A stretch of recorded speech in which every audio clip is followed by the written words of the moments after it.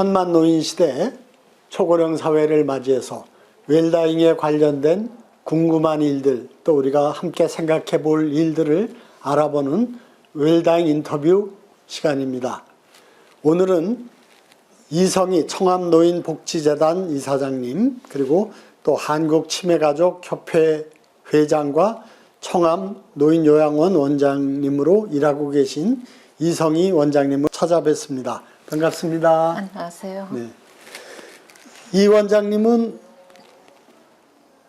일본에서 노령화가 빠르게 진행되던 시기였던 1970, 80년대에 계시면서 고령화 시대 일본의 치매 문제를 비롯한 여러 가지 문제에 대해서 좀 접하게 되셨고, 그 귀국하셔서 우리나라 최초의 서울시가 주도하는 노인종합복지관을 운영하셨고, 또 치매가족협회도 만드셔서 여러 가지 활동을 해 주셨습니다.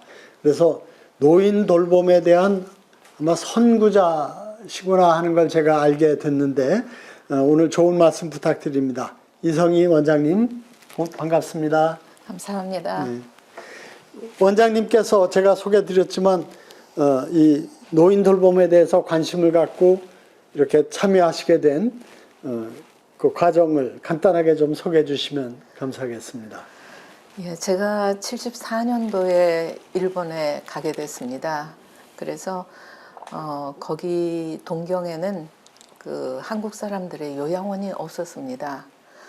그래서 제가 공부를 해서 거기에 이제 요양원을 만들까 생각을 하면서 했는데, 그때가 바로 우리나라에서는 88 올림픽이 시작이 돼서 좀 더 이렇게 사회적인 사정이 좋아졌기 때문에 서울시의 각 구에 한 9명의 이제 가정복지 과장님께서 나오셨습니다. 그래서 제가 이렇게 라운딩을 해드리면서 우리나라에도 이런 재가복지, 가정에서 왔다 갔다 하는 수용이 아닌 그런 이제 통원시설의 복지를 하면은 좋겠다. 그러면서 여러 군데를 보여드렸습니다. 그런데 우리나라에서 효창공원에 이제 있는 서울시 연합회, 그것과 이제 보라매공원, 이 두 군데의 노인복지관이 세워질 예정으로 있어서 제가 이제 거기 중부노인복지관의 관장으로 임명을 받았었습니다.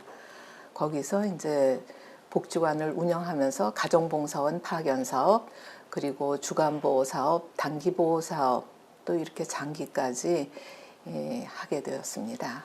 요양원을 설립해서 운영하신 지는 얼마나 되셨나요? 여기 청암요양원은 한 45년 됩니다. 그래서 옛날에 프란체스카 여사 때부터 김대중 대통령님도 오시고 김영삼 대통령님도 오시고 그렇게 많은 분들이 이곳을 다녀가셨습니다. 지금 치매 환자들이 지속적으로 늘어나고 있는 상태에서 가장 국가적으로 그 치매 환자들 돌보는 중요한 기능을 담당하고 있는 게 요양원이겠죠. 예. 요양원에 오실 수 있는 환자의 조건, 상태를 일반적으로 쉽게 어떻게 설명해 줄 수가 있을까요? 예, 옛날에는 조치제도에 의해서 나라에서 이것을 보내줬습니다. 그러나 2008년도 노인장기요양보험제도가 시작되고부터는 이제는 각 구의 건강보험공단에 본인이 신청하게 돼 있습니다. 가족분들이. 그렇게 해서 신청을 해서 등급판정위원회라고 그래서 1, 2, 3, 4, 5등급, 인지지원등급 이렇게 등급을 받으셔야 그때 이제 통지서를 가지고 요양원을 찾게 되십니다. 그래서 많이 틀려진다고 하면은 조치제도에 그냥 보내지는 것과 지금은 이제 본인이 선택하는 복지로 바뀌었다고 하는 것입니다. 그런 부분이 많이 다릅니다. 뭐를 선택할 수가 있게 된 거죠? 요양원을 본인이 선택하셔야 돼요. 네. 그러니까 여기저기다가 이제 가보셔야 되고 네. 거기에 조건이 어떤가 이런 거를 전부 알아보신 후에 신청을 하게 돼 있습니다. 제일 지금 많은 분들이 궁금해하는 말씀을 하셔서 제가 좀 여쭤보면은 그 선택에서 우리가 참고할 수 있는 기준이나 제일 중요하게 생각해야 할 기준이 뭐가 있을까요? 글쎄, 여러 가지 있겠는데요. 그냥 외국의 경우에도 그렇고 보면은 어떤 분이 그 시설을 운영하느냐. 그러니까 그냥 사업하시던 분이 요양원을 만들어서 하시면은 아무래도 이익에 대한 그 순이익에 대한 그런 부분을 많이 추구하게 되는데 저희 같이 이제 사회복지법인인 경우는 운영 이념이 다르기 때문에요. 그 환자의 인권이라든지 존엄성이라든지 이런 것들을 우선하고 또 교육도 직원들한테 그렇게 시킵니다. 그래서 우리 같은 경우는 어르신들을 우리의 선배로 알자. 그렇게 이제 운영 이념이 되어 있습니다. 그리고 자기 결정에 의해서 또 따뜻한 가정적인 분위기에서 시설을 운영하자고 하는 운영 이념이 있습니다. 그러니까 시설에 가시면은 팜플렛도 받으시겠지만은 운영 이념이라든지 처우 방침이라든지 이런 것들을 잘 살펴보셔야 합니다. 건물만 보시지 마시고 그런 부분을 잘 보시고 선택하는 게 좋겠습니다. 그 시설의 규모, 뭐 얼마나 또 잘 꾸며져 있느냐 이런 것도 중요하지만 어떤 분들이 어떤 자세로 이 요양원을 운영하느냐를 잘 살피는 것도 중요하다는 말씀이시네요. 네. 노인복지재단 또는 사회복지법인이 운영하는 요양원과 그렇지 않은 개인이 운영하는 요양원하고 비율 차이가 크게 납니까? 비슷비슷합니까? 요즘은 사설이 더 많겠죠. 네. 그런데 저희 같은 경우는 이제 100% 생활보호 대상자 시설이었습니다. 할머니 집이었었습니다. 여기가. 그런데 장기 요양이 되면서부터는 일반들이 들어오게 되었습니다. 그래서 6대 4로 기초생활 수급자가 60%, 그 다음에 일반이 40% 이렇게 들어오게 돼 있습니다. 그러나 전국적으로는 풀렸기 때문에 일반 분들이 다 들어가시는 걸로 알고 있습니다. 최근에 그 기준이 완화돼서 자체 건물과 토지를 소유한 경우에만 허가를 받을 수 있는데 이제는 임대도 가능하다고 그게 바뀌는 걸로 들었어요. 예, 그런 저도 것에 대한 들었습니다. 어떤 변화는 바람직합니까? 아니면 좀 우려되는 게 좀 있으신가요? 일반들은 그것을 사고 팔고도 합니다. 부동산 같이. 그러나 저희가 이렇게 오래 운영을 해본 사람에게 있어서는 그 어르신들을 나의 가족으로 이렇게 맞아들이고 나서 그것을 책임이 없이 이제 그것이 폐쇄된다든가 이런 것에 대해서는 좀 우려하고 있습니다. 그러나 도시에서 이제 이 땅이 없는 데서 임대의 경우를 할 수밖에는 없을 것 같은데요. 운영하는 사람의 운영 이념이 가장 중요합니다. 근데 이념이나 목표까지 평가하기는 어려울 것 같고 일반적으로 요양원에서 그 입원하신 분들이 생활할 때 어떤지를 좀 뭐라 그럴까 지표를 만들어 가지고 좀 객관적으로 이렇게 평가를 하는 그런 정보 제공 서비스 같은 게 있지 않는가요? 건강보험공단의 각 구에 네. 거기 들어가 보면은 여기는 이제 1등급이지만은 1등급, 2등급, 3등급 이렇게 받은 데가 있습니다. 찾을 수가 있습니다. 아, 건강보험공단이면 국가기관이 하는 거고. 네. 그러면은 거기에 사이트에 보면은 네. 평가, 저희도 평가를 받습니다. 네. 그런데 그 평가에 A등급, 뭐 1등급 받았고 2등급 네. 받았고 그런 네. 것들이 나와 네. 있기 때문에 네. 쉽게 그거는 받을 수가 아, 있습니다. 예, 네. 예. 많은 분들이 요양원에 갈 경우 또는 그렇게 가셔야 할 경우에 해당되는 가족이 있는 경우 요양원에 대해서 많이 궁금해하고 걱정도 하는데 또 어떤 분들은 요양원이 이게 날 뭐 고려장 시키는 거 아니냐 하고 굉장히 극단적으로 꺼려하고 싫어하는 경우도 있고, 그런데 실제로 요양원에 오신 분들이 그런 생각을 갖고 왔다가도 와서 생활하면서 많이 달라지나요? 어떻습니까? 아직도 그런 생각이 남아 있기는 합니다. 그러나 장기 요양보험이 시작이 된 후로부터는 오히려 권리로서 받고자 합니다. 이런 서비스를 받고자 하는 사람들이 많고, 여기도 한 200명 이상이 대기자입니다.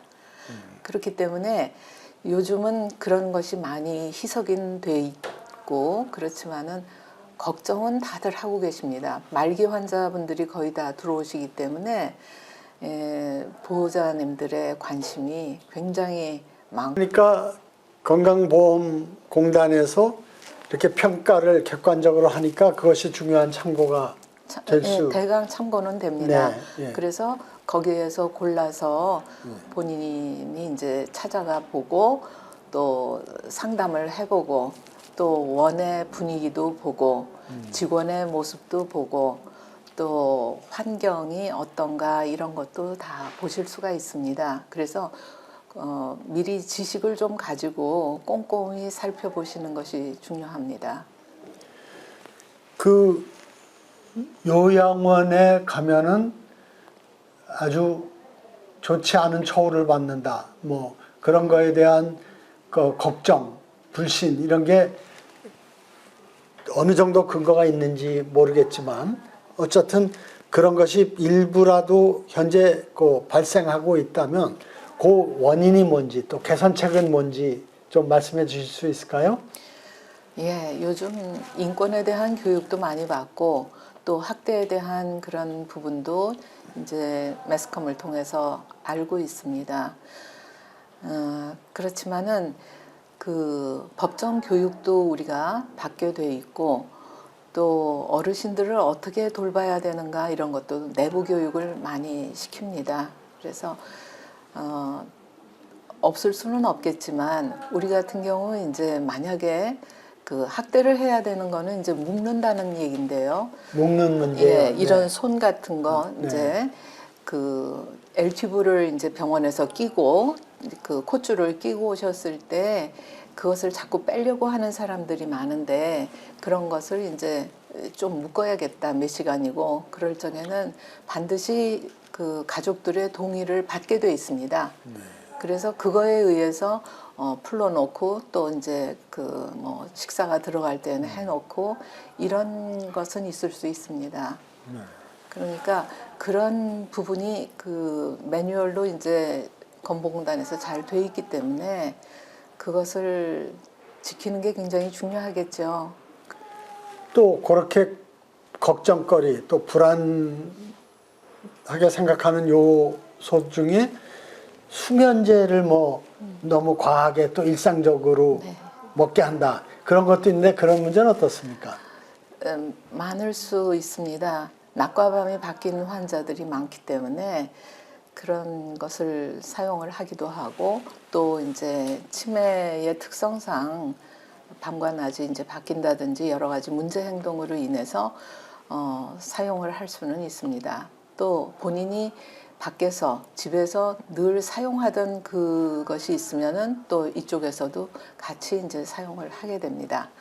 그런데 그런 것을 사용을 하게 되면은 아침에 덜 깨서 넘어진다든지, 또 이제 이 각성이, 의식이 깨지 않아 가지고 여러 가지 어렵다든지, 또 음식 잡수시는데도 그렇고, 그래서 그것을 그 많이 사용하면 안 되죠. 예, 필요에 그러니까 따라서. 꼭 필요할 때 해야 되는데 네. 그게 편리함의 문제 때문에 자주 한다든가 또 너무 많이 한다든가 길게 한다든가 이런 문제가 있겠네요. 예, 물론 수면제도 있고, 또 신경 안정제 같은 것도 있고요. 그래서 그런 부분, 그 신경과에서 주는 그런 약들이 넘어지기도 하고 사람의 근력이 풀리기도 하고, 그러기 때문에 굉장히 주의해서 처방을 해주셔야 되고, 의사 선생님은 또 시설에서는 그렇게 했다고 해서 우리가 이제 그 환자들의 케어 플랜을 짜게 돼 있습니다. 여러 가지 그 사정에 의해서 어세스멘트라고 하는 과정을 통해서 하게 돼 있는데 그런 것을 면밀히 그 보고 나서 이제 적당량의 약물을 투여하는 거 이런 것들이 굉장히 중요하기 때문에 아마 시설에서는 그런 점을 좀 주의하시면 좋을 것 같습니다. 그 밖에 나이 드신 분들과 그 가족들이 요양원에 갈 때 불안해하는 것, 걱정하는 것 중에 사실에 많이 기반했던 별로 근거가 없는데 많이 그냥 사람들이 믿고 있는 것이든 간에 그런 게 그 밖에 또 어떤 게 있을까요?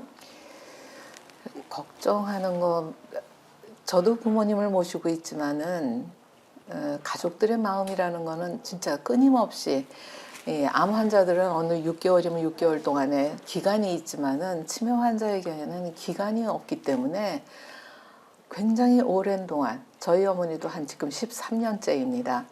그만큼 오랜 동안 가족은 마음이 조마조마해서 맨날 걱정을 하고 있습니다. 아, 모친께서도 네. 치매로 네네. 고생하고 계시군요. 예. 90세가 넘으셨는데 그리고 또 뭐 아버님도 그렇고 그래서 누구나 경험할 수 있는 일이고 그 가족의 심리, 환자의 심리 이런 것들을 어떻게 보면은 배우는 게 힘이다.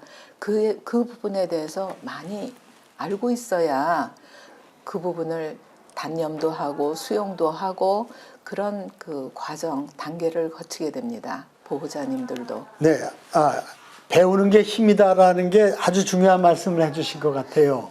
이 제가 웰다잉 운동을 하면서도 나이 먹고 이러다 죽는 거지 뭐 새롭게 우리가 알고 뭐 준비하고 결정할 게 뭐 있냐. 그런데 세상 일이란 게 다 공부하고 준비하면 잘 대응할 수가 있거든요. 예. 외면하다가 턱 닥치면 혼란스럽고 막 그렇죠. 그냥 말초적으로 본능적으로 대응하다 보니까 좋은 대응을 못하는 거죠. 그래서 그 점에서 치매가 걱정되는 분들 내지는 초기 치매 환자뿐만 아니라 또 그런 분들과 함께 있는 가족들의 경우도 어떤 점에 대해서 좀 항상 배우려고 하고 또 이렇게 준비를 해야 될까요? 특히나 치매의 경우는 2년에서 20년 가는 병입니다. 그런데 가족들의 심리가 맨 처음엔 불안, 아니겠지, 부정의 단계, 그 다음에는 이제 혼란의 단계, 납득의 단계, 수용의 단계 이렇게 4단계를 걸칩니다. 네. 그런데 아니겠지 하는 것이 어저께도 이제 가족 모임을 하면은 아닐 거야. 한 번에 노화 현상이지 잊어버리는 거야. 이렇게 한 번의 리스크가 치매의 원인이 된다는 것을 너무 모르십니다. 그냥 노화의 현상으로 그냥 넘어가고 그럴 수도 있고 이렇게 되기 때문에 그 초기에 좋은 시기를 놓치게 됩니다. 그것을 놓치게 되고 또 선생님한테 치매라고 하는 선고를 받으시면은 그것에 대해서 이제 불안해하고 뭐 약을 부지런히 쓰고도 좋지만은 가장 어려운 점이 혼자만 감당하는 거예요. 네 형제가 있으면은 혼자만 감당합니다. 다른 사람들 안 도와주셔요. 그렇기 때문에 역할 분담을 제대로 해야 된다. 굉장히 중요한 것 같아요. 저도 제가 보고 있습니다. 그러나 그런 걸 받으시면은 형제분들이 역할 분담부터 어린아이까지 어린아이가 할머니 이 약 드셔요 이런 역할까지도 약을 안 드시는 분은 그렇게 이제 꼬마 아기가 그렇게 해주면은 잡수시거든요. 그러니까 역할 분담을 아주 잘 하셔서 마지막까지 정말 그 치매가 걸려도 안심하고 그렇게 살 수 있는 그런 분위기가 됐으면 좋겠어요. 처음에 경고등이 쫙 켜졌을 때 쪘을 때. 사람들이 치매 걸리는 게 좋은 일이 아니니까 에이 내가 설마 치매 걸리려고 그러면서 외면하고 아이가 잠깐 어쩌다 발생한 순간적인 일이지 무슨 치매의 초기 증상이거나 그러니까 검사받고 대응해야 된다 이런 생각을 의식적으로 회피하려고 한다는 거죠.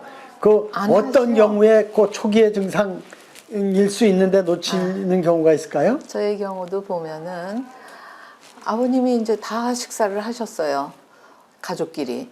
그렇게 해놓고, 누구네 집에 가서 이제 차를 한 잔 마시고 헤어지자. 그랬는데 본인의 집으로 싹 들어가 보셨어요. 못 만나요. 그런 거를 이렇게 그냥 아무렇지도 않게 생각을 하셔요. 저도 말씀 들으면서 저 같은 경우는 어떨까 근데 저도 그럴 수 있지 않을까 그런 생각이 얼핏 드는데요. 그렇죠. 네. 그럴 수도, 어머나 잘못 그러 되셨네. 네. 이쪽 네. 저기 큰아들 집으로 오셔야지. 네. 그렇게 되거든요. 네. 그러니까 그것이 이제 치매의 특성을 몰라서 그래요. 시간과 공간에 개념 장애가 생긴다고 하는 거를 모르셔서 그래요. 그러니까는 아는 게 힘이다라고 하는 거는 치매의 정체를 알아야 그다음에 이것이 이 치매인지 그냥 건망증인지 우울인지 이거를 구분할 수가 있다는 거예요. 구분을 못 해요. 그러니까 아는 게 힘이다 그러셨는데 다르게 표현하면 회피하려고 그러지 말고 알려고 노력하는 무슨 증상이 나와서 좀 이상하다 그러면 에이 어쩌다 그런 거겠지 하지 말고 적극적으로 가서 검사 받아보고 진찰 받아보고 그런 알려고 하는 노력이 예. 중요하겠네요. 듣기라도 하고 네. 책을 보기라도 하고 예. 그러니까는 치매가 걸리면 나하고는 전혀 상관이 없어. 뭐 소식지도 와도 싫고 다 싫고 그렇게 이제 들어도 싫고 그러는데 그러지 마시고 누구든지 걸릴 위험 이게 걸리고 싶어서 걸리는 병이 아닙니다. 그렇기 때문에 누구든지 걸릴 위험성이 있고 누구든지 수발해야 하는 입장이 되기도 하고 수발을 받아야 하는 입장이 되기도 합니다. 특히 여성분들. 할머니들 이제 인원수가 더 많잖아요. 그렇기 때문에 더 이상 이것은 남의 일이 아니다 라고 생각을 하시고 지식을 얻으면은 동네 사람들한테도 알려줄 수가 있고 또 그냥 막 요즘 이제 핸드폰에 맨날 뜨죠. 누구 없어졌다는 거 매일 뜨죠. 그거는 위험 신호입니다. 빙산의 일각일지 모르지만 집 네. 나가서 못 찾아오시는 못 거예요. 찾아오시는 거. 그거는 좀 상당히 중요한 그거는 이제 벌써 혼란기 중증에 들어간 중증이요. 거죠. 중간 네, 중증입니까? 예, 중간에 혼란기에 네, 벌써 들어가 있는 거예요. 네. 초기가 지난 거죠. 예, 그러니까 네. 방향 감각이 없어요. 할아버지 같으신 분들은 어떤 분들은 신문 보시다가 이제 신문에 요걸 오려서 놔야지 하고서는 오리고 또 어디다 갖다 놔야지 하면서 나가셔서 집을 못 찾으세요. 집에 있으면서도 화장실을 못 찾으시죠.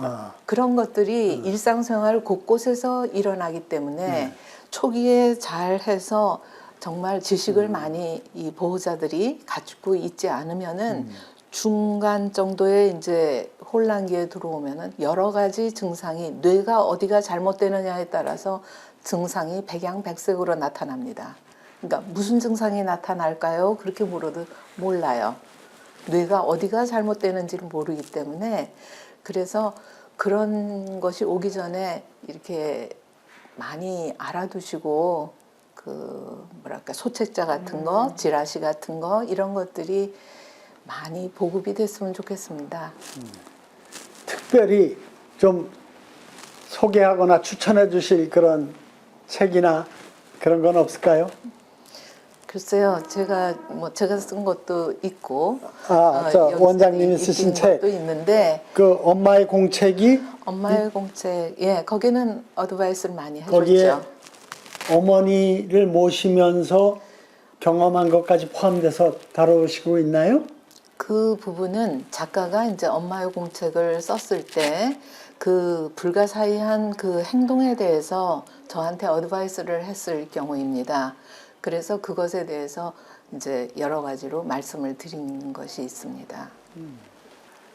치매 환자나 가족들이 요양원에 가는 걸 아주 꺼려하는 경향이 있으신 분들도 있다고 해요. 근데 그런 분들께 한번 요양원을 운영하시는 입장에서 좀 이렇게 조언을 해주시면은 어떻게 말씀을 해주실 수 있을까요? 요양원을 선택해야 되는 그런 부분에 있어서는 어떤 부분, 그러니까 어떤 분이 운영을 하는 것인가, 또 직원들은 어떤 이 직원의 숫자도 있습니다. 그렇기 때문에 근무 시간이 또 하루 건너 금식 있는 시설도 있고 3교대, 4교대인 시설도 있고 여러 가지 그 시설의 종류들이 많이 있습니다. 그렇기 때문에 그것을 가서 보시고 그 집의 환경이라든지 이게 가정적인 것 같다 하면은 괜찮아요. 그런데 이게 관리적이고 무슨 병원 같다 하면은 좀 생각해 보셔야 네. 됩니다. 그리고 더 기본적으로 나는 절대 요양원에 가지 않을래 하고 생각하거나 또는 가족이 우리 아버지 어머니는 절대 요양원에 못 보내 이렇게 주장하시는 분도 계신데 실제로 그 요양원이 상식적으로 생각해 보면 전문 기관이고 또 전문가들이 하는 서비스이기 때문에 그렇지 못한 또 일상의 생활에 또 많은 시간을 뺏길 수밖에 없는 가족이 하는 것보다 더 좋아야 하는 게 당연한 건데요. 그런 점에서 좀 이렇게 전문가 입장에서 그런 걱정하는 분들 가족이나 당사자에게 조언을 좀 해주시면 어떤 말씀을 해주실 수 있을까요? 예, 저기 제가 사업으로 가정에 파견되는 사업으로 한 5가지 있습니다. 방문 요양이라든지 방문 간호라든지 그런 제가 사업, 데이케어 사업, 무슨 주간보 저희도 저쪽에 병설이 돼 있어요. 그런 데를 유치원 같이 왔다 갔다 이렇게 해보시면서 또 그것에서 한계가 옵니다.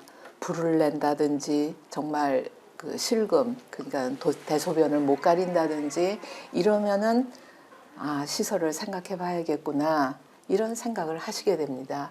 그때 이제 시설을 찾으셔야죠. 그러니까 가정에서 볼 수 있는 만큼 보시고 지역 자원을 이용하실 만큼 이용하시고 그 다음에 시설인 거죠. 그러니까 가정에서 가족이 돌보는 경우가 특히 초기 단계에서는 일반적일 텐데 그 과정에서 좀 상태가 심하다고 하면은 제가 서비스를 서비스를 받고 좀 더 데이케어 센터 네. 낮에 돌봐주는 네. 그런 거를 이용하시는 걸 권해주시는 거군요. 예. 네, 그러다 보면 또 거기에 대해서 판단도 하고 지식도 늘게 되니까 어느 시점 어떤 상태에서는 시설로 가는 게 좋겠다. 네. 그렇게 판단을 하는 걸 배우게 되겠네요. 원장님의 경험으로 이 시설에 입소하는 상태가 어떤 요런 상태면은 시설에 와서 돌봄을 받는 게 가족이나 아니면 제가 내지는 지역사회 돌봄보다 더 낫다라고 판단하는 기준, 시점, 상태가 있을까요? 우리 어르신 중에서 지금 입소해 있지만은 좋아진 상태가 있습니다. 그거는 이제 침대에서 떨어져서 이 갈비뼈가 부러져서 노인병원에 입원했다가 그것이 이제 좋아졌는데 시설로 오신 경우가 있습니다. 그런 부분은 굉장히 여기서 생활하는 것을 즐겁게 생각하시고 더 좋아진 경우고, 왜냐하면 여기서 삼시세끼가 영양사에 의해서 모든 조리가 되고 그렇기 때문에 가정에서 드시는 것보다 훨씬 더 영양적인 면에 있어서는 조절이 가능합니다. 당뇨라든지 모든 것이. 그렇게 이제 있고, 또 어떤 분들은 더 나빠지시는 경우도 있습니다. 환경이 변해서 그걸 쇼크를 가지고 또 본인이 원한 것이 아니라 가족이 이쪽을 선택을 해서 버렸구나, 버린 망상이 드는 경우, 이런 경우는 이제 마음의 병이 생기기 시작해서 또 수면제도 먹고 어떠고 하면은 그분은 이제 어떤 때 이렇게 넘어지시기도 하죠. 부닥치기도 하시고 그런 경우가 있기 때문에 참 한 가지를 얘기를 하기들 어렵겠지만은 또 어떤 경우는 지역의 어떤 노인을 이제 데리고 오라고 합니다. 구청에서. 그래 가보면은 우리 직원들이 그래요. 우리 노인은 아주 천국에 있고 거기는 아주 지옥보다 더하든 방임한다고 하는 거죠. 노인한테. 그러니까 뭐 변도 묻어 있고 뭐 형편없이 식사도 하고 하는지 마는지 모르겠고 조절이 안 되고 이런 경우들은 여기 들어오셔가지고 엄청 좋아지시는 경우도 많습니다. 그러니까는 꼭 나빠지고 여기가 뭐 지옥 가는 문이다라고 생각하시지 마시고 요즘은 그렇게도 생각 안 하시는 것 같아요. 그래서 좋은 시설은 골라서 막 가시기도 하고 하니까 세대는 많이 좀 변했습니다. 오시는 분들이 중증 상태, 그러니까 그 원한다고 입원할 수 있는 게 네, 아니고 등급자들이죠. 등급을 엄격하게 심사해서 판정을 받아야 되니까 이미 상태가 많이 나빠진 분들이 줄에서 좀 한계가 있겠습니다만 그래도 그런 의사 표현이 가능한 분들에게 이를테면 내가 고려장장했구나, 우리 가족한테 버림받았구나, 이런 아주 비관적인 마음을 갖고 계신 분들을 우리 요양원에 오면 여기 선생님들이 어떤 식으로 잘 좀 그렇죠. 이렇게 달래주시고 생각을 또 그렇게 부정적으로 안 하시게 하는 노력을 어떤 걸 할 수가 있을까요? 입소가 되시면은 키워커, 그분에 대한 키워커가 정해집니다. 어떤 사람이 물론 3교대, 4교대로 돌아가지만 어느 키워커가 이제 그분에 대한 모든 옷 정리며 모든 것을 이제 주 담당자네요. 주 담당자지요. 네. 그분이 이제 담당이 되고 그 다음에는 액티비티 프로그램이라고 이제 그분의 만족도 조사 무슨 뭐 여러 가지 사정을 해서 그분에게 맞는 프로그램을 작업치료사가 이제 하고도 있고 또 이렇게 운동도 시켜주고 휠체어 타신 분은 휠체어 체조도 하고 그래서 10가지가 넘는 그런 액티비티 프로그램이 있습니다. 그래서 그런 거에 참가도 하시고 지금 이제 코로나 때문에 그런 분들 잘 못 들어오시고 그래서 이제 조용하기는 한데요. 그런 부분을 이제 가미시키면은 집보다 훨씬 더 좋은 그런 케이스가 되고 면회도 자유롭지 않습니까? 면회 신청만 하면은 또 면회도 되고 그러기 때문에 가족분들은 좋아하시죠. 이제 환경이 또 여기는 또 토지도 있고 그러기 때문에 정원도 있고 그래서 좋아하시는 편입니다. 빌딩 속에 갇혀 있는 것보다는. 네, 뭐더 친환경적인 시설도 있겠습니다만 어쨌든 이렇게 자연을 접할 수 있는 공간에서 생활한다는 건 참 예, 축복받은 일인 것 축복받은 같아요. 일이죠. 예. 요양원에 와서 생활하시면서 사람마다 다 다르겠지만 조금 아까 소개해 주신 그런 것처럼 이렇게 좀 소개해 주실 만한 삶의 행태 또 오신 분이 어떻게 변화돼서 만족하게 또 안전하게 생활하시는 거에 대해서 좀 소개해 주실 만한 사례가 있을까요? 글쎄요. 맨 처음에 들어오실 때도 약간 묻습니다. 병원에서 마지막을 보내고 싶으십니까? 또 그렇지 않으면 여기서 지내고 싶으십니까? 저희가 이제 장기요양이 들어오기 전에는 거의 다 여기서 이제 자연사를 하셨습니다. 보면은 이제 어떤 분은 적극적으로 병원에 데려가지 말아달라, 응? 고통스럽다. 그런 얘기를 많이 하셔요. 그 연명 같은 거는 하지도 말아라. 이런 얘기도 많이 하시고 본인이 하시기도 하시고요. 또 가족분들도 이제는 그렇게 원합니다. 왜냐하면 암 환자 같은 분들은 6개월 짧은 기간 동안에 모든 것을 걸치니까 가족들의 그 어려움이 고통이 심한데요. 이 치매 환자는 뭐 거의 10년 뭐 몇 년 이렇게 그냥 가족이 굉장히 시달린 상태에서 연명까지를 원하지는 않습니다. 단 그 열이 뜨고 뭐 했을 때 병원에 데려가시면은 거기서 이제 콧줄도 끼고 뭐 욕창도 생기고 이래 가지고 오시기 때문에 저희가 보기에는 무척 안타까운 점도 있습니다. 그렇지만 그게 이제 이렇게 말기로 가시는 부분이어서 그런데 자연히 이제 곡기가 끊어지시고 뭐 수액 정도 맞으시고 그렇게 해서 가시는 분들은 얼굴색이 참 예쁩니다. 자는 것 같이 참 고와요. 그런데 이제 병원에 가시면 거기서 이제 장례도까지 치르게 되고 못 오시는 이제 그 길이 되기도 합니다. 그래서 글쎄, 저 요즘 이제 이렇게 많이 보면서 또 코로나 때 많이 돌아가시기도 했었고 보면서 우리들의 노후는 어떻게 지냈으면 좋을까? 우리 어머니는 어떻게 해야 가장 이상적일 것인가? 이런 것들 심각하게 생각하게 됩니다. 환자의 경우 우리 요양원에서 이 요양원에서 자연스럽게 죽음을 맞이하시겠습니까? 또는 말기에 병원에 가서 집중 치료, 말기 네. 치료를 해주길 원하십니까? 하는 거를 가끔 다들 들어요. 미리 파악을 합니까? 미리 파악하죠. 의사 표현이 가능한 분들에 한해서겠죠? 가족이 아. 가족에게 물어보기도 합니다. 네. 또 이제 여기서 사시다가 6, 7년 사시다가 중증이 돼가기 시작할 때 좀 더 그 상담을 좀 자주 해가지고 그런 부분을 타진을 많이 해요. 그런데 요즘은 이쪽에서 돌아가시게 되면은 절차가 무척 까다롭습니다. 그래서 병원으로 가시면 절차가 굉장히 쉽고 의사 사망 진단서며 이런 것들이 받기가 쉽지 않습니까? 그래서 장기 요양이 되고 나서는 병원으로 가시는 부분이 훨씬 많습니다. 자연 여기보다도. 근데 그게 환자 중심의 관점보다는 보호자들이. 행정의 편의성 네.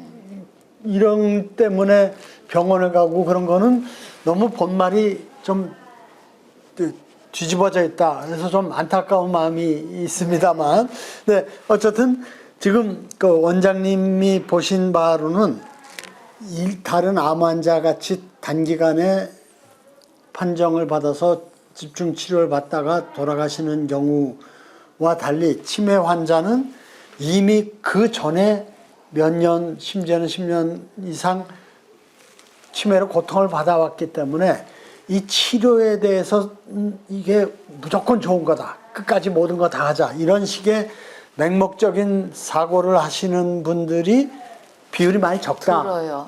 그게 네. 상당히 의미 있는 말씀인 것 적어요. 같네요. 예, 네. 가족분들이 아주 지쳐가지고 네. 전화만 오기만 하면은 깜짝깜짝 놀라지 않습니까? 네. 또 병원 데려가라고 그러는구나, 또 병원 가라고 그러는구나, 열 떴구나, 이런 그 걱정이 끊이질 않습니다. 그렇기 때문에 조금 다릅니다.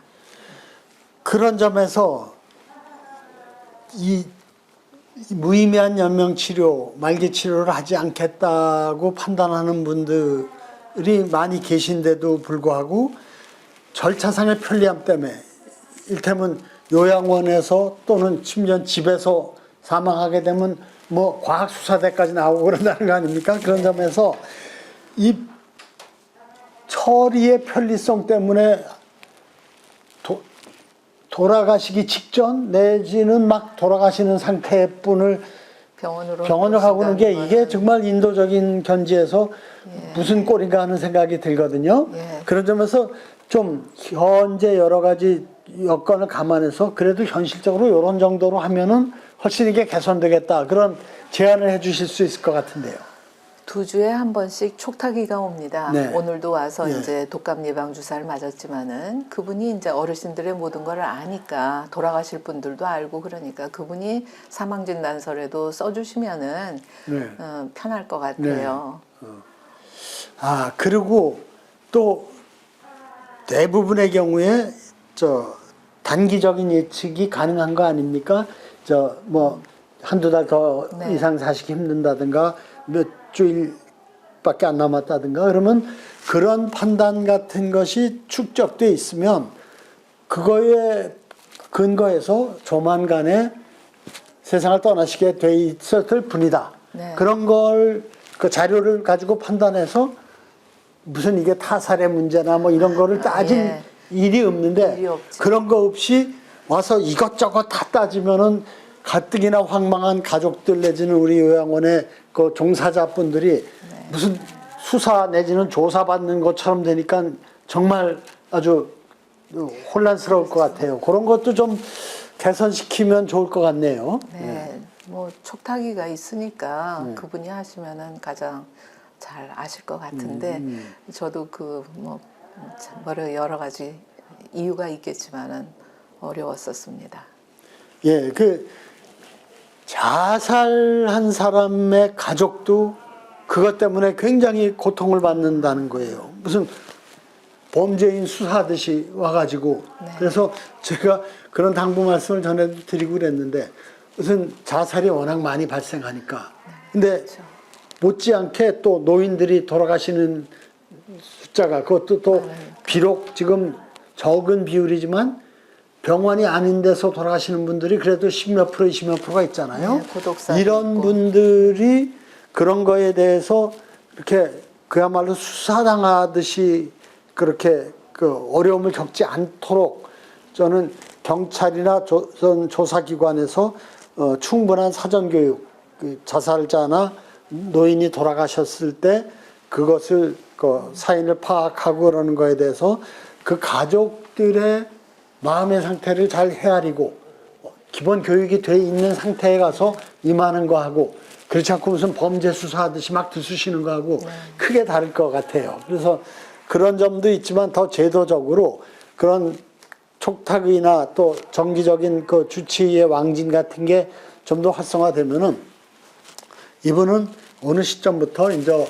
그 말기 상태 또는 임종기에 들어가고 있다라는 것을 기록으로 남겨놓으면 돌아가시면 아주 자연스러운 귀결이니까 예. 그대로 그 뭐 서면으로 대체한다든가 이렇게 해야 되는데 너무 이게 범죄 수사하듯이 하니까 댁에서 돌아가시기 싶어 하는 분들도 그런 일 때문에 가족에게 패끼칠까봐 못하는 문제가 예, 있더라고요. 있을 것 저희 같아요. 같은 사람도 예. 권하기가 어렵고요. 예. 예, 그렇네요.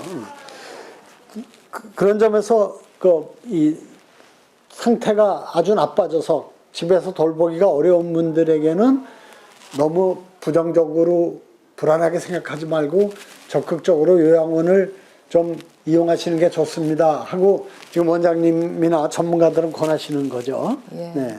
그렇지 않으면 지역에서는 뭐 왕진 제도가 잘 돼 있으면은 살던 곳에서 편안히 가실 수도 있는 문제니까 그런 것들이 좀 편안하고 또 뭐 방문간호라든지 이런 의료적인 백업 해주는 그런 제도가 손쉽게 이제 이렇게 이용할 수 있으면은 더 좋을 것 같아요. 네.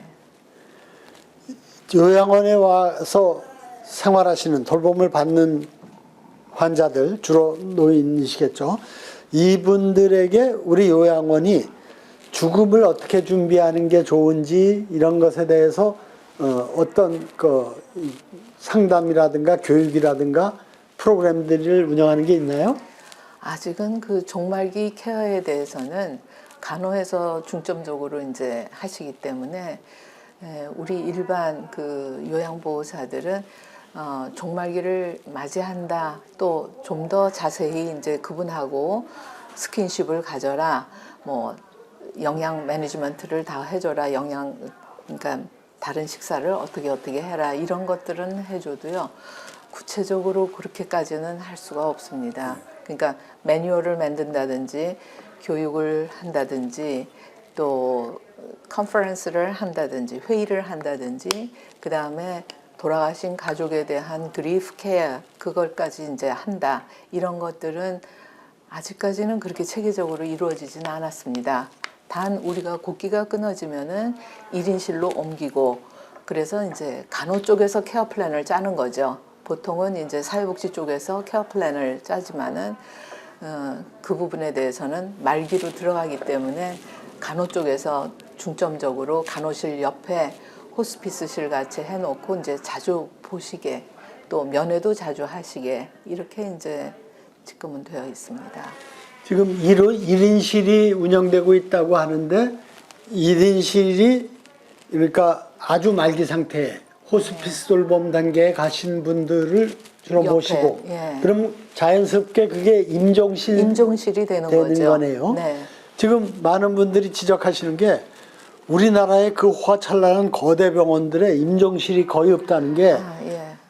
정말 그 임종도 마지막에 필수적으로 오는 단계인데 거기에 맞게 환자가 좀 더 차분하게 안정된 환경에서 세상을 떠날 수 있었으면 있고 좋죠. 또 가족들도 그 혼란스럽고 복잡거리는 곳이 아니라 짧은 기간이지만 좀 단정하게 또 가족들만 오붓하게 그렇죠. 있어서 환자 고인 세상을 떠난 분들과 작별의식을 고할 수 있게 하는 게 중요한 건데 그런 점에서는 요양원이 병원보다는 그런 환경이 갖춰져 있네요. 글쎄, 저희는 그렇게 하고 있지만 다른 데는 그런 스페이스가 있는지 그건 모르겠습니다. 근데 저희는 그렇게 좀 더 자주 보라고 제가 얘기는 하는 거죠. 네. 예. 곡기 끊는 단계를 얘기하셨는데 곡기 끊고 세상을 떠나시는 분들의 사례가 많이 소개되고 관심들이 있는 것 같아요. 근데 우리 요양원에는 어떻습니까? 스스로 식사를 못 하시면 드시다가 강제 영양급식을 해야 되거나 이런 규정이 있는 건 아닌가요? 드실 수 있는 만큼은 영양 캔도 있고 네. 그러기 때문에 양이 다 되지 않으면은 영양 캔들을 또 단백질 이런 것들을 다 보충해서 이제 먹여드리려고 노력하고 시간을 좀 더 길게 해서 잡수실 수 있도록 네. 그렇게 하면 되는데 이제 연하곤란이 와서 이제 더 이상 삼키지를 못하는 경우는 이제 수분 공급으로 들어가죠. 그렇게 이제 하실 수 있는 만큼 하시고 합병증이 없는 한은 여기서 소촌을 원하시면은 종말기를 이쪽에서 보내시게 됩니다. 참 그런 면들이 어렵긴 해요. 그러니까 저는 현재 연명의료 결정법에서도 무의미한 연명의료를 내가 거부할 수 있는 항목 중에 인공영양급식은 해당이 안 되거든요. 아, 그러니까 예. 인공호흡기는 내가 안 예, 끼겠다면 예, 안 그게 낄 수 되는데 있는데 그 영양. 생명이 꺼져가면은 호흡도 안 되고 수분이나 영양 공급도 안 되는 건데 뭐는 허용하고 뭐는 허용 안 하는 게 좀 모순된 것 같아요. 근데 저는 요양원이 그런 전문 시설이기 때문에 강제 영양급식을 해야 된다. 안 하면 위법이다. 처벌받는다. 이런 문제는 그런 건 없네. 없어요. 아, 네, 예. 저희가 그 생명이 안타까우니까 네. 드실 수 있는 만큼 드시게 하는데 그것이 이제 부족할 경우는 저희가 영양캔을 드립니다. 어떤 분은 어떻게 자기 죽음을 준비하더라 하는 걸 좀 소개해 주실 만한 일이 있을까요? 치매 환자이기 때문에 자기가 자기 의사결정은 하지 못합니다. 이쪽에서 그 모습을 보고 상태를 봐가면서 이제 그걸 조종을 하는 것이지 본인이 우리가 정신이 그저 멀쩡할 때 난 병원에 보내지 말아줘. 응? 여기서 밤새 한영하면 좋겠어. 이렇게 말이 왔다 갔다 하는 것뿐이지 그것을 본인이 준비할 수는 없습니다. 우리 요번의 경우도 이제 그 천주교 믿으시는 분인데 참 좋게 이제 그 소천하신 분이 있어요. 점심 다 먹고 물 2모금 마시고 꼴까닥 가셨어요. 아주 곱게 가셨어요.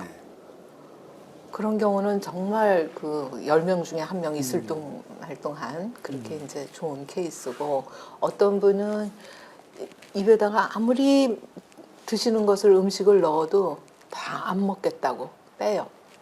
그렇게 하면서 조용히 그냥 가신 적이 있습니다. 우리가 수액을 놔드려야 될까, 뭐 어떻게 해야 될까 걱정을 많이 했는데 그냥 곱게 가셨습니다. 그런 분들이 치매에도 심하셨어요. 그러니까 단편적으로 나빠졌을 때 병원으로 데려가지 마 이런 얘기를 하신다고 하면은 그게 중요한 판단의 근거가 되겠네요. 근거는 되지요. 네, 예. 근거는 되는데 이 간호 쪽에서 봤을 적에는 살려야 하니까 네. 이제 보호자들한테 모셔가라고 계속 연락은 합니다. 네. 그래서 열이 뜨면 아무래도 이제 그 염증이 있는 거니까 병원에서 처치해야 된다. 우리는 그런 걸 할 수 있는 권한이 없다. 이렇게 얘기를 하시죠. 요양원에 있는 분들 중에 특히 가족 연고가 없거나 약화된 분들의 경우에 그 재산을 정리하는 데서도 어려움이 있고 그래서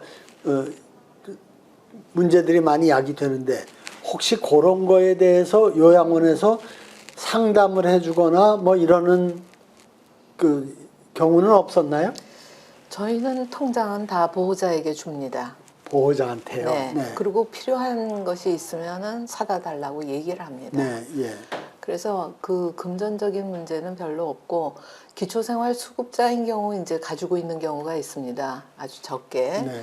가지고 있는 경우가 있는데 그 사망을 하게 되면은 없던 가족도 나타납니다.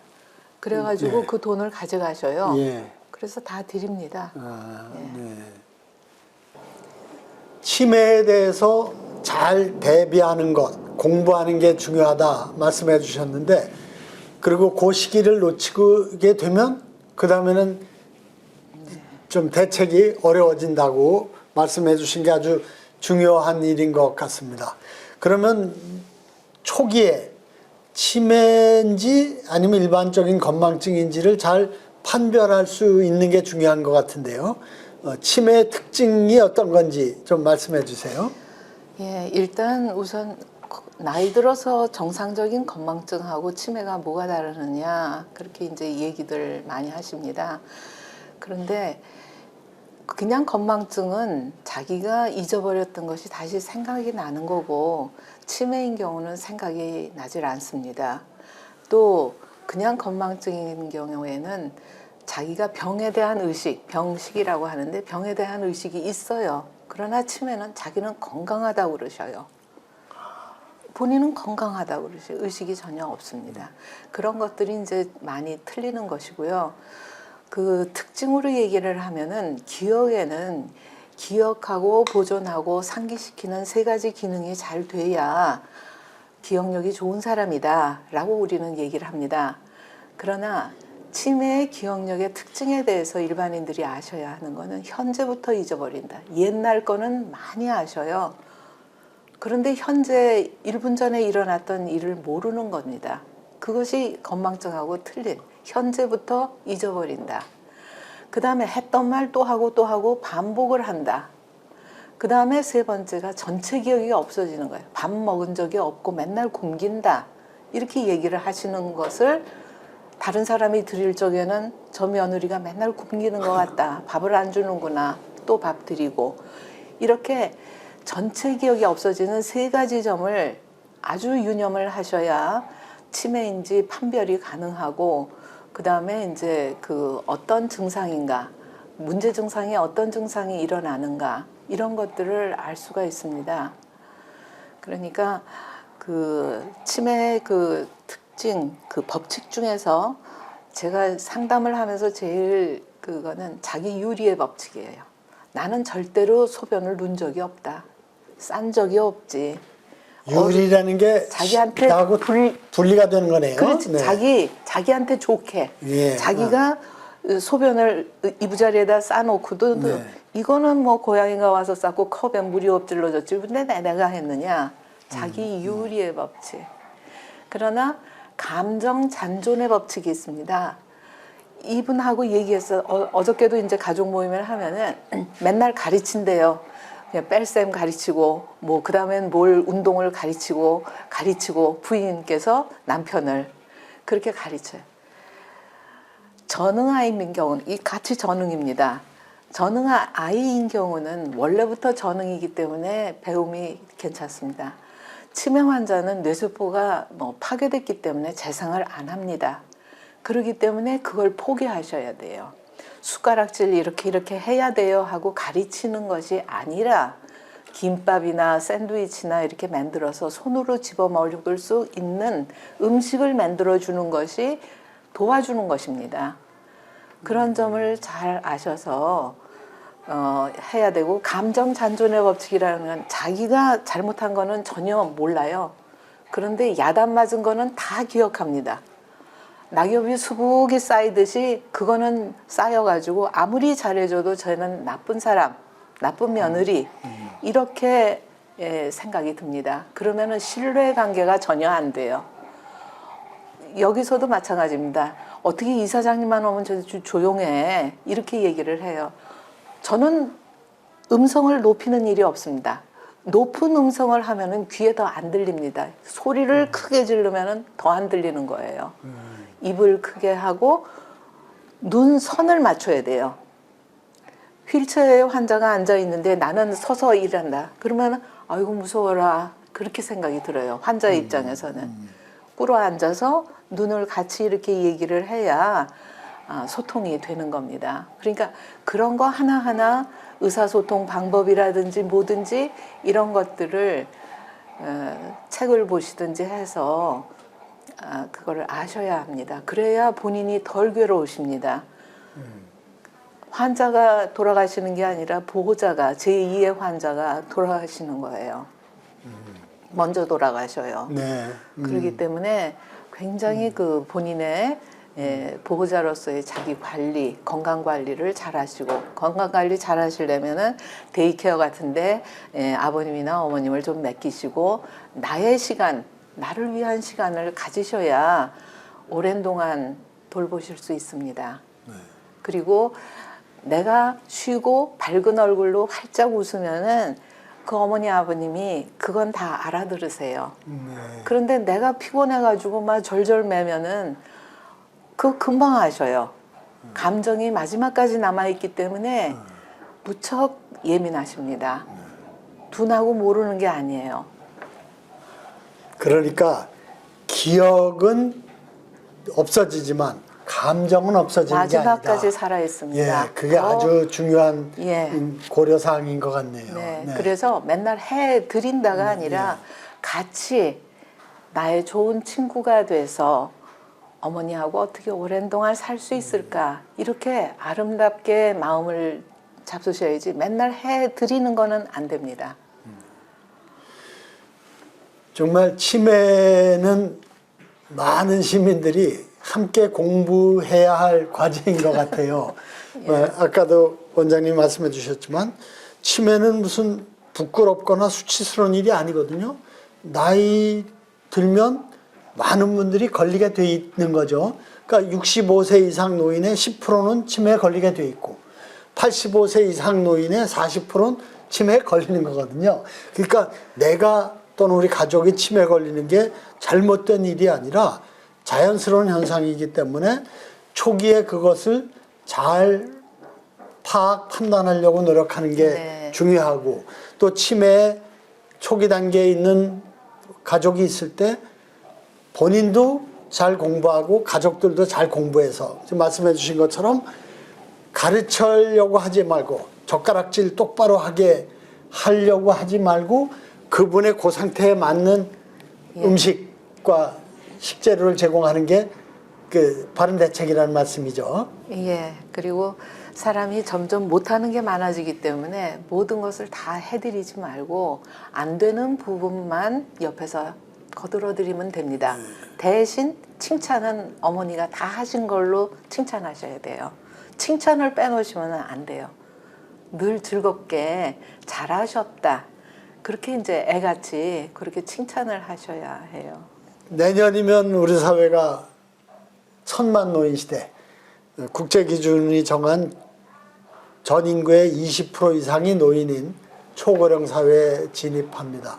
거기에 가장 중요하게 뒤따르는 현상이 치매 환자입니다. 하여튼 치매 환자들을 잘 돌보는 게 이제는 가족의 그 범위를 넘어서서 사회의 과제가 됐고 그래서 우리 정부도 국가 치매 책임제라는 원칙을 가지고 운영하고 있습니다만 일선에서 가장 중요한 역할을 하고 있는 요양원들의 역할이 지금도 중요했고 앞으로 더 중요해질 것 같습니다. 이 요양원의 운영에 대해서 좀 일선에서 이끌고 계시는 입장에서 좀 이렇게 당부하거나 또 이렇게 좀 그 관심을 가지면 좋겠다고 얘기해 주실 내용이 있으면 말씀 부탁드리겠습니다.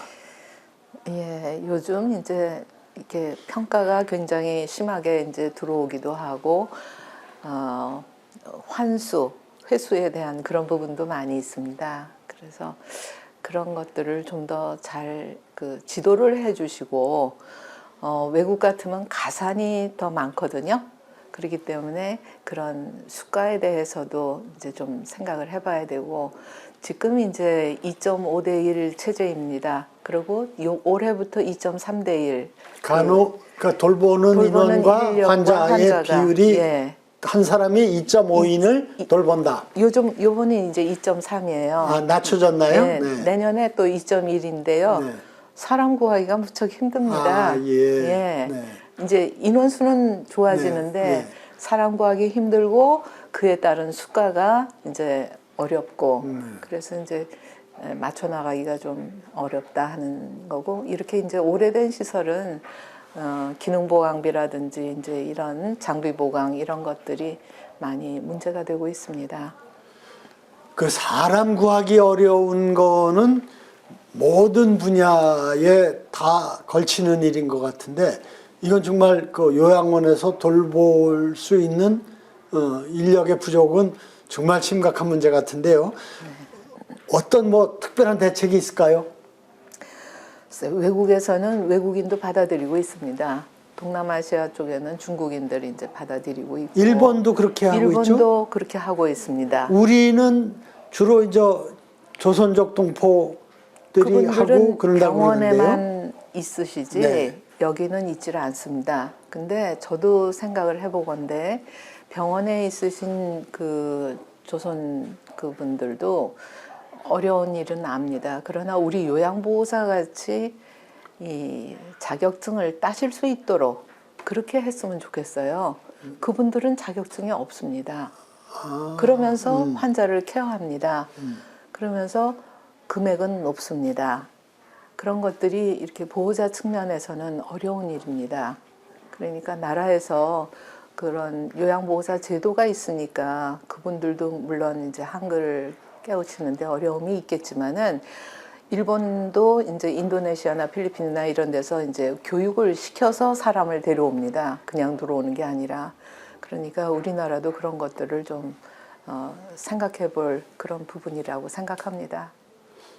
네, 아주 필요한 일이겠네요. 제대로 교육을 시켜서 돌보게 하는 게 그런 것 예. 없이 했을 때 하고 이게 생명과 네. 그 환자의 그 안전을 다루는 건데요. 네. 얼마나 큰 차이가 있겠습니까? 그리고 그 대신 교육을 받은 사람에게 그에 상응한 또 대우를 해주고 그건 중요한 일인 것 같습니다. 마지막으로 원장님께서 입원해 계신 치매 환자의 가족 또는 요양원에 입원을 해야 될 텐데 어떡하나 하고 걱정하시는 환자나 가족에게 좀 말씀해 주실 당부가 있으면 부탁드리겠습니다. 저도 가족의 입장이지만은 24시간이 아니라 36시간도 모자르는 그런 고통 속에서 살고 계십니다. 그래서 정부 쪽에서는 우리나라의 그 재가 서비스에 대한 그 항목이 좀 더 많이 늘어나서, 그러니까는 가정 파견으로 재활도 받을 수 있고 언어 치료도 좀 받을 수 있고 이렇게 본인 부담이 조금 되더라도 그런 부분이 이제 활성화됐으면 좋겠다 하는 부분이고, 가족분들은 이제 자신들의 이제 스트레스를 해소를 해야 되고 그렇기 때문에 가족분들끼리의 이제 그 화합이 잘 돼야 서로 도와주고 하는데요. 특히나 치매인 경우는 어느 한 사람에만 맡겨져 있지 남들은 다 몰라라 해요. 그래서 그런 그 가족들의 그 연계, 하나의 줄이죠. 이렇게 그런 것들을 잘 연결을 해나가시고 본인의 심신의 건강을 잘 챙기셔야 제2의 환자가 되지 않습니다. 그리고 치매는 유전도 있고 그렇기 때문에 많이 알아두시고 그에 대한 예방 방법도 알아두셔서 건강하게 지내셨으면 좋겠습니다. 네, 좋은 말씀 감사합니다. 치매는 장기전이다. 또 총력전이다. 가족이 다 함께 참여하고 분담하고 또 이해를 해야 잘 돌봄이 가능하다. 그리고 또 공부해야 하는 병이다. 그 점이 많이 마음에 와 닿습니다. 저도 좀 본격적으로 치매 공부를 해야겠다는 생각을 하게 됐습니다. 오늘 좋은 말씀 감사합니다. 고맙습니다.